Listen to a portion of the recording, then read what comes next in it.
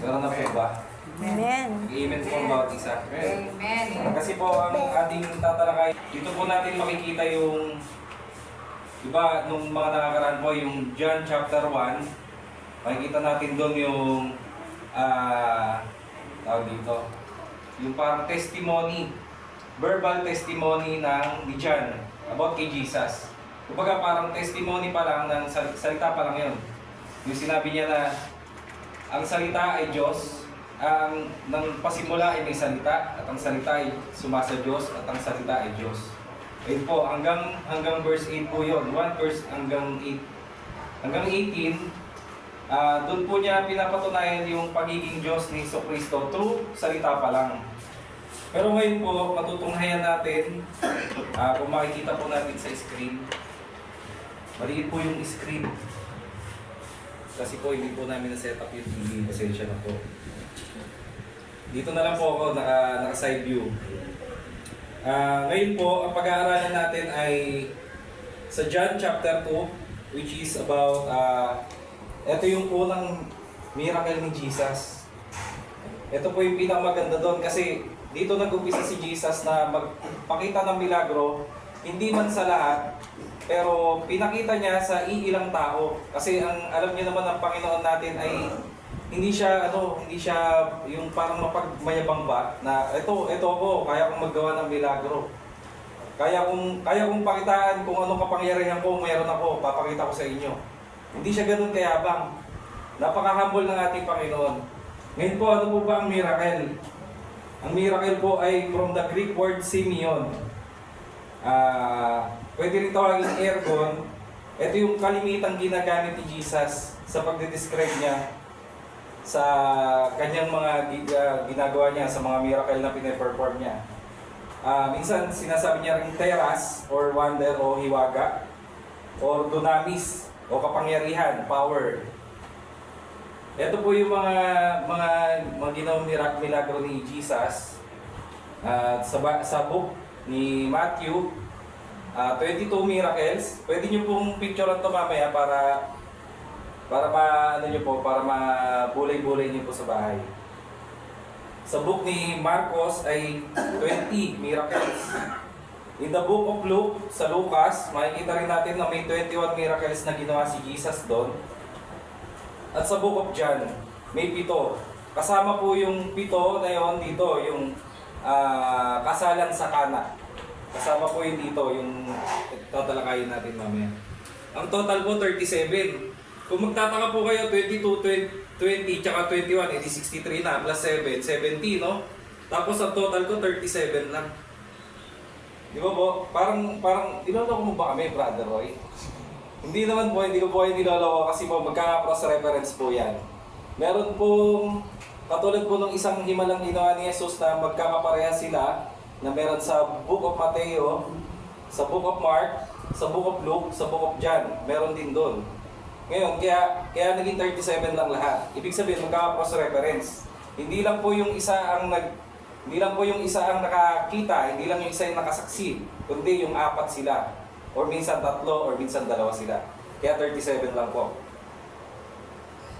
Tapos, eto pa po yung, dito po nag-focus kasi nasa total naman po, nasa Book of John pa naman tayo. Ito po yung mga ginawang milagro ni Jesus o mga himalang ginawa ni Jesus sa libro ni Juan. Makikita niyo po sa ating Bible. Ito po yung ating tatalakayin ngayon, yung water turned into wine. Yung tubig, ginawa niyang wine. Medyo pinagdidiscussion ng to ng mga theologians kung talaga bang alcoholic ba yung wine na ginawa or walang alcohol. Hindi naman po natin malalaman yun kasi hindi naman po nilagay sa Bible. Pero ang pagkakalam ko parang meron kasi nalasing na yung mga nasa kasalan. Ngayon po, ito po yung ikalawang himala. Magkakasunod po ito Ito po yung ikalawang himala. Pinagaling ni Jesus yung anak ng tagapaglingkod ng hari. Makikita po natin to sa John 4:46-54. Tapos yung healing the paralytic at Bethesda. Ito po yung lumpo na Ito po yung lupo na yung parang sasawsaw siya pagka after ng kailangan niyang sumawsaw ng kamay niya doon sa tubig paglampas ng anghel. Eh lagi siyang nasa malayo. Ngayon tinulungan siya ni Jesus. Ito po isang miracle din na nakatayo tong paralitiko na to. Tinulungan ni Jesus, pinagaling ni Jesus. Feeding the multitudes. Ito po yung sinasabi ko sa inyo na kanina na meron sa Book of Matthew, meron sa Book of Lucas, meron sa Book of Mark, tsaka kay John. Ito po yung meron lahat. Yung pinakain nila yung 5,000 gamit lang yung 5 tinapay at 2 isda na nabili nila doon sa bata. Yung 5,000 po na yon, yung taong 5,000 na yon ay yung mga kalalakihan pa lang po yon.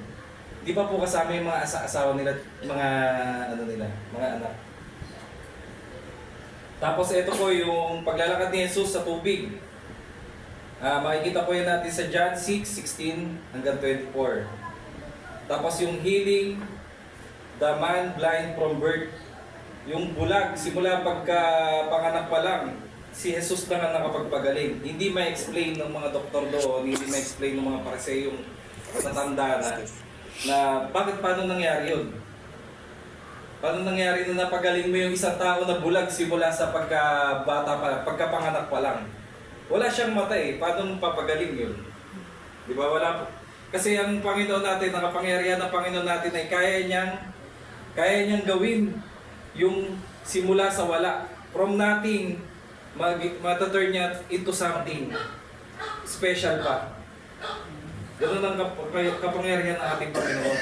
At ito pa po isang kamangha-mangha, yung pagbubuhay kay Lazarus. Di ba po? Kasi ang dating mga Israelita ay naniniwala na kapag ang tao ay 3 araw na patay, wala na doon yung espiritu ng tao. Nagre-remain pa yung espiritu ng tao doon sa 3 days. Pero after 4 days, tsaka siya pinagaling ni Jesus.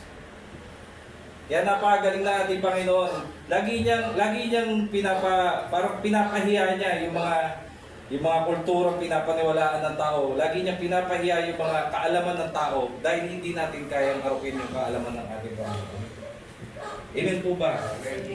Pakipicturean po yung para mapagbulay-bulayan po natin lahat ng miracles na ginawa ni Jesus.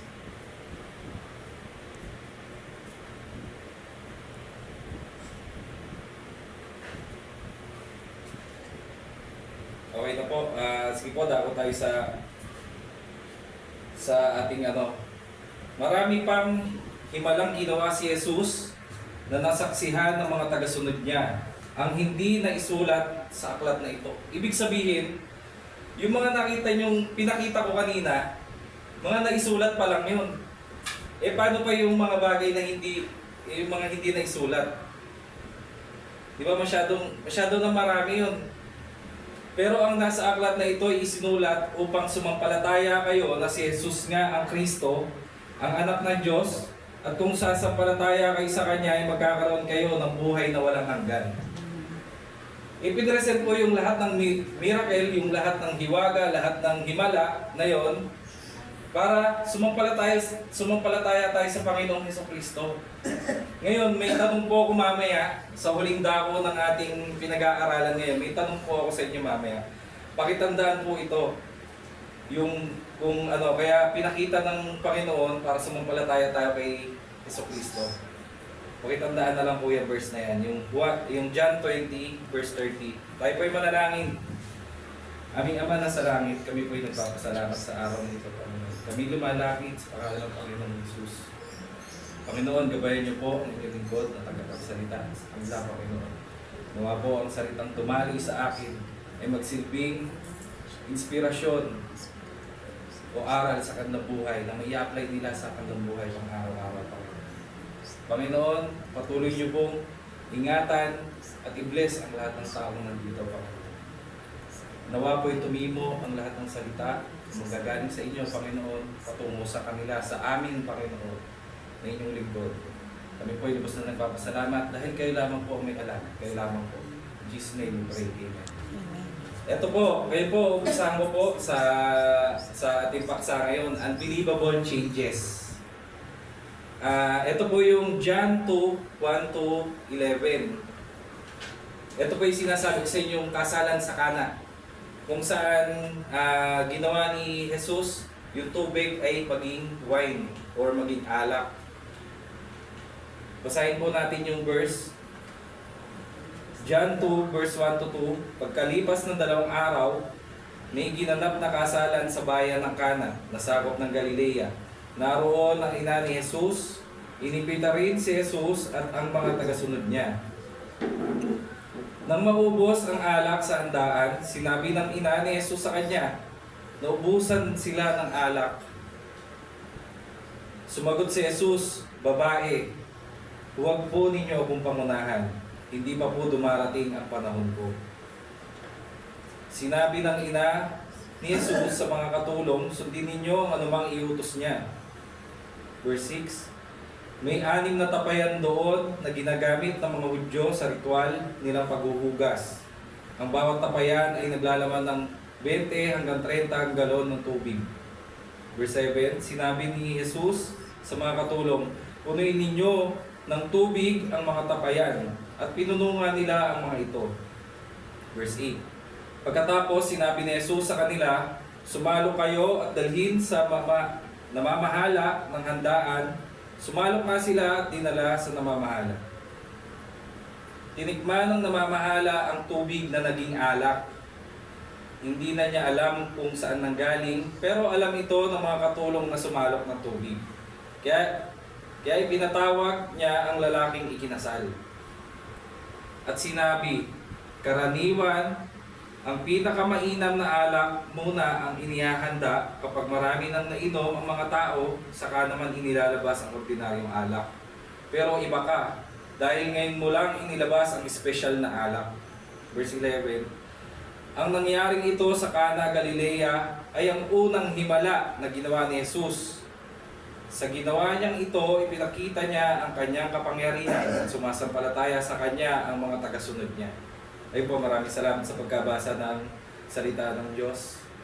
Ngayon po, ito po yung ating unang puntos, yung kasal, marriage.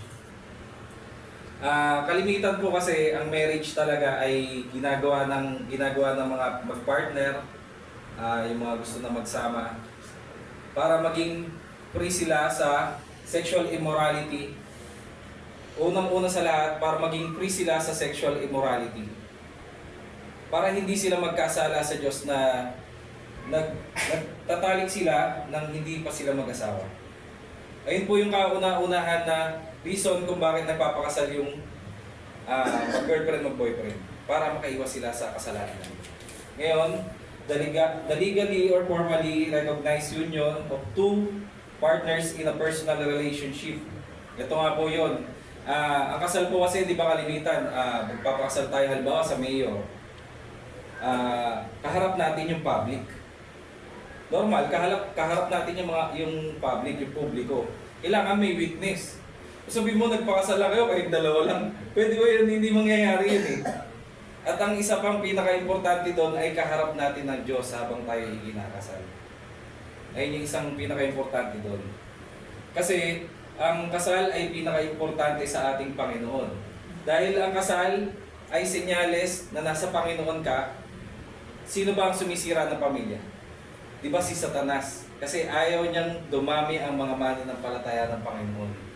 Ayaw niyang mag-multiply yung mga tao na ikinasal ng Panginoon. Kaya pinaghihiwalay niya ang bawat pamilya na meron tayo. Doon po tayo inaatake.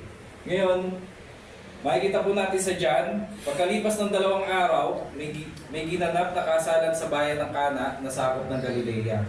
Naroon ang ina ni Jesus. Nandun na po sa kasalan si Maria habang si Jesus ay tinatawag si Nathaniel.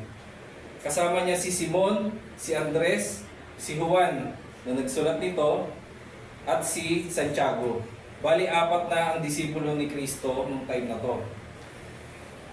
Inimbita rin ni Jesus ang mga tagasunod, inimbita rin si Jesus at ang mga tagasunod niya. Kumbaga, 5 sila na nagpunta doon sa kasalan.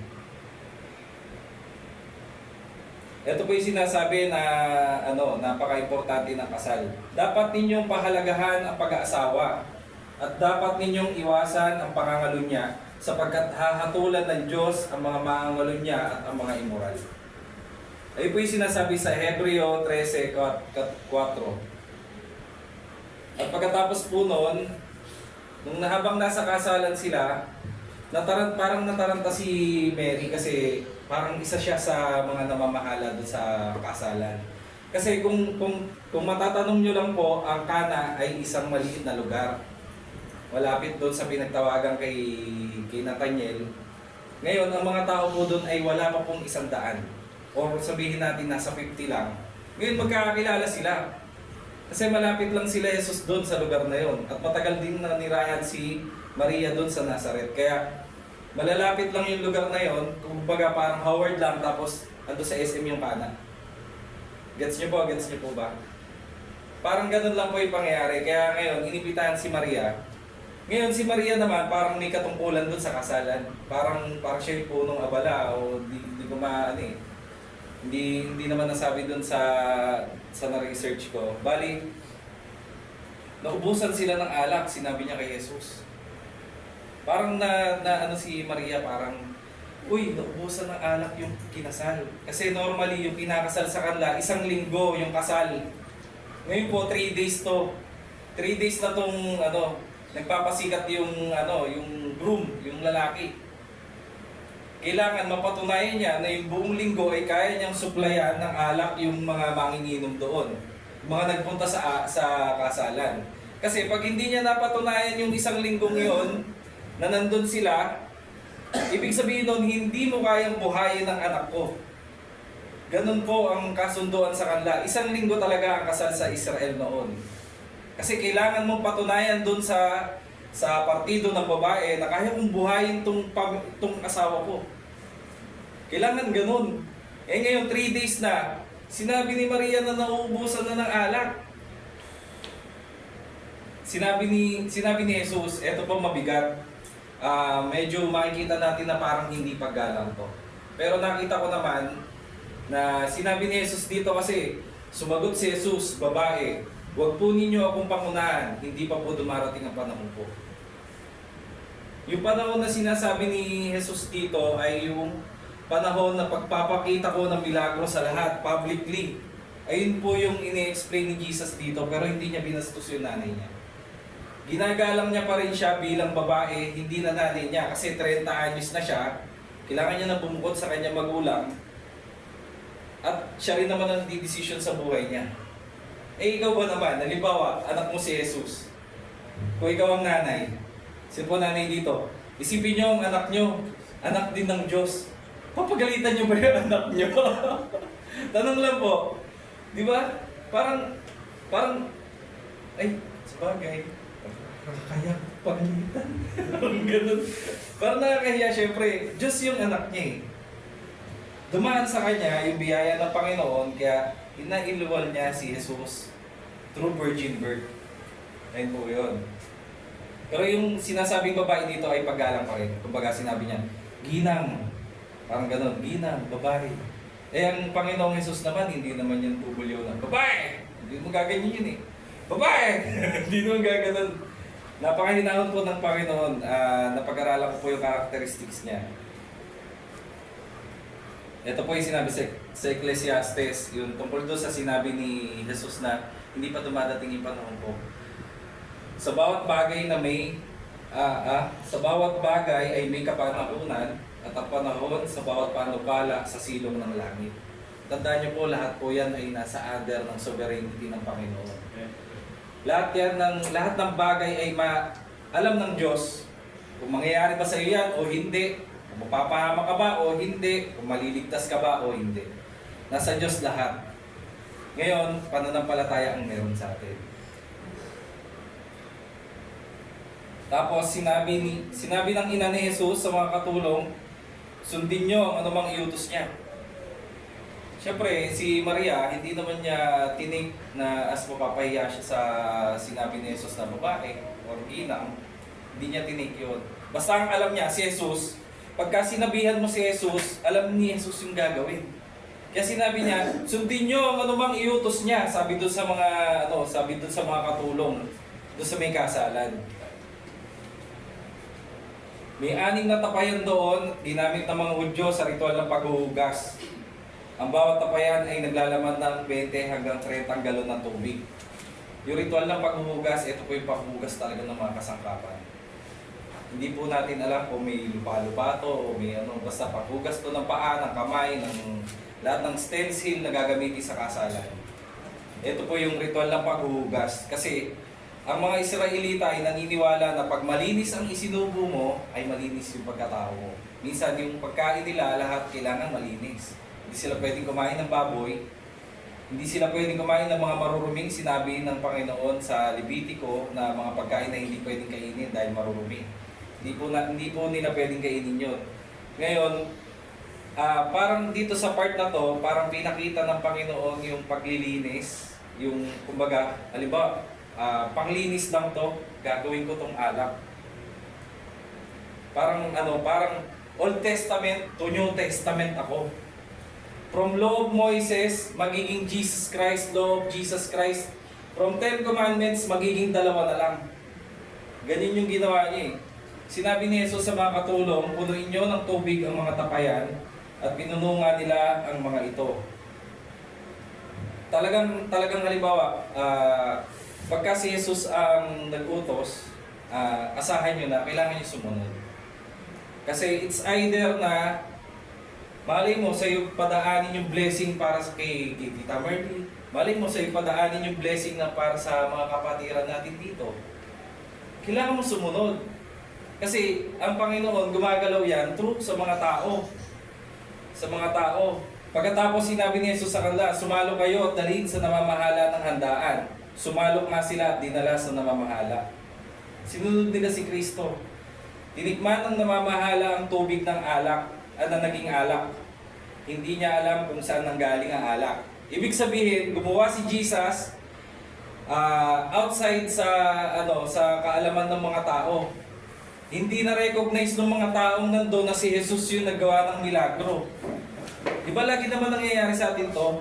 Kumbaga halimbawa, bibigyan tayo ng Panginoon ng changes sa buhay. Bibigyan tayo ng biyaya ng Panginoon ng milagro. Pero hindi galing sa atin mismo. Di ba? Galing sa ibang tao. Minsan yung akala mo kaaway mo pa, siya pa yung tutulong sa'yo. Siya pa yung magbibigay sa'yo ng kapayapaan, kung ano man may nararamdaman ka. Minsan yung kailangan mo. Halimbawa, tanghalian pa lang.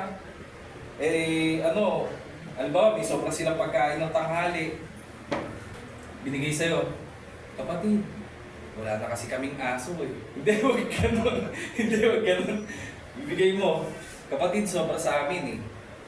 Di ba? Parang naging blessing ka sa ibang tao. Ayun po yung pinakamaganda doon. Kasi hindi gumagamit ang Panginoon na ikaw mismo, gagawan mo ng milagro yung sarili mo. Walang ganun. Laging galing sa iba yung milagro na binibigay sa iyo ng Panginoon. Yung himala na binibigay sa iyo ng Panginoon, galing sa ibang tao.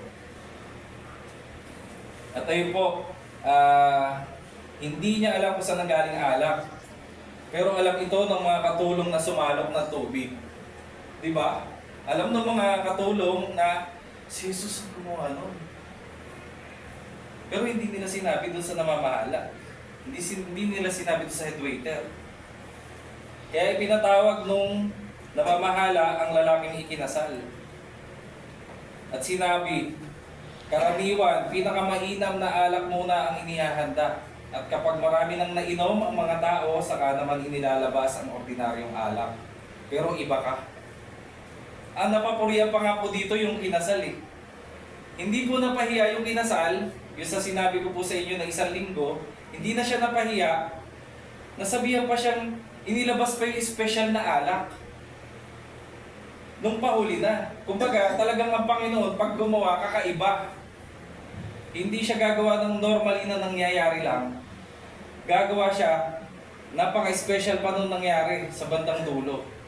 Kumbaga, parang unusual. Laging ganon ang ginagawa ng Panginoon sa atin. Ang nangyaring ito sa Cana, Galilea, ay ang unang himala na ginawa ni Jesus. Katulad nga po nung nabanggit na kanina, unang himala na ginawa ng ating Panginoon. Sa ginawa niyang ito, ipinakita niya ang kanyang kapangyarihan at sumampalataya sa kanya ang mga tagasunod niya. Ayun lang po yung purpose ni Jesus. Para sumunod yung para sumampalataya sa kanya yung mga tagasunod niya. Siyempre, from nowhere, galing ka, sabi mo, ako Misayas, sumunod ka sa akin. Susunod ka ba? Siyempre, titignan mo muna kung may sinyales. Baka mamaya, talaga ba? Baka mamaya sa dulo, mapapahama ka na lang din, di ba? Kaya ngayon, pinakitaan niya yung mga disciple niya, yung unang 4 na disciple niya na ganito ang gagawin ko. Puro miracle ang gagawin ko habang kasama niyo ako. Ganun ang ginawa niya. Ito po yung ito yung marami pang mga bagay ang ginawa ni Jesus as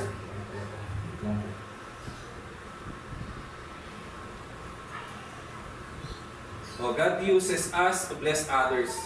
Ginamit niya ang mga katulong upang gawin ang mga utos niya at magbigay ng himala at pagpapala sa kinasali. Diba?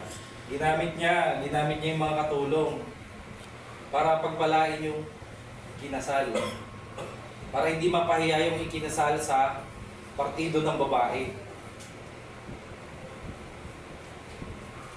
Ito po yung may dalawa po akong kumbaga parang pumili po kayo kung ano po kayo dito. Kasi ang una kong sasabihin ay tutulad ba tayo sa disipulo ni Kristo na sumunod sa Kanya? Ng mga nakakita ng himala at milagro na ginawa niya. Kung katulad ba tayo ng mga disipulo niya na susunod sa Kanya? O katulad nitong isa na to, kahit nakita ng mga Hudyo ang maraming himala na ginawa ni Jesus, hindi pa rin sila sumampalataya sa Kanya. Sa ganoon, natupad pa din ang sinabi ni Propeta Isaias, Panginoon, sino ang naniniwala sa aming mensahe? Sino ang mga pinakitaan ninyo ng kapangyarihan? Pinakitaan mo ng iyong kapangyarihan ang sumampalataya. Sinabi ni Isaias na ayaw nilang sumampalataya ay dahil binulag ng Diyos ang kanilang mga mata upang hindi sila makakita at isinira niya ang kanilang mga isip upang hindi sila makaunawa dahil baka manumbalik pa sila sa Kanya at pagalingin pa niya sila. Mga kapatid, sino po tayo doon sa dalawa? Tayo po ba yung mga nakarinig na ng himala ng Diyos pero sarado yung isip at puso natin? O tayo yung mga disipulo na naniniwala sa Kanya?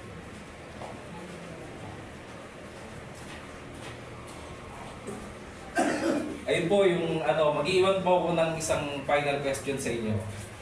Alin ka sa dalawang nakasaksi ng himala? Ang naniniwala o ang hindi naniniwala? Naniniwala. Tayo po yung manalangin. Panginoon,